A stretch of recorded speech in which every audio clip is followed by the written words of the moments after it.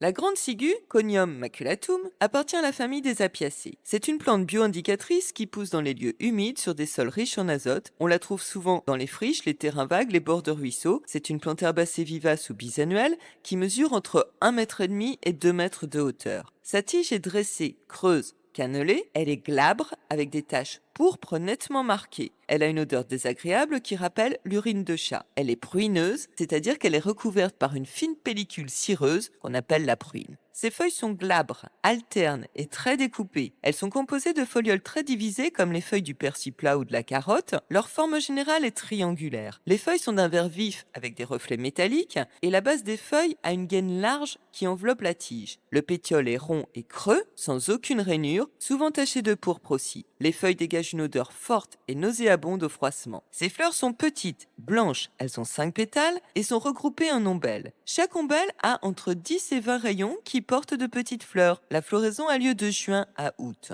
Ces fruits sont petits, ovoïdes, striés, ils sont vert clair virant au brun, ils contiennent les graines riches en alcaloïdes toxiques. Sa racine est pivotante, longue et blanchâtre, elle est peu développée comparée à celle de la carotte et elle émet une odeur désagréable. Il existe deux autres ciguës que l'on trouve couramment, qui sont la petite ciguë et la ciguë vireuse. Alors, la petite ciguë, Aetusa sinapium, est de petite taille. Elle ne mesure en général pas plus de 20 cm et on l'appelle aussi faux persil, ciguë des jardins ou hache des chiens. On peut trouver cette petite ciguë au jardin, il est donc important de savoir la reconnaître, mais l'odeur reste un critère majeur pour la distinguer du persil. Pour la distinguer des deux autres espèces de ciguë, on peut observer trois petites feuilles, des bractéoles, sous les rayons, qui portent les fleurs de la petite ciguë. Elle est toxique fraîche, mais elle perd cette toxicité au séchage. Elle est étudiée à l'heure actuelle pour ses propriétés sédatives. Et ensuite, on a la ciguë vireuse, Cicuta virosa, qui est une plante aquatique, herbacée, rhizomateuse vivace qui pousse dans les lieux marécageux et les bords de rivières. On l'appelle aussi persil des marais, fenouil d'eau, ciguë vénéneuse ou ciguë aquatique.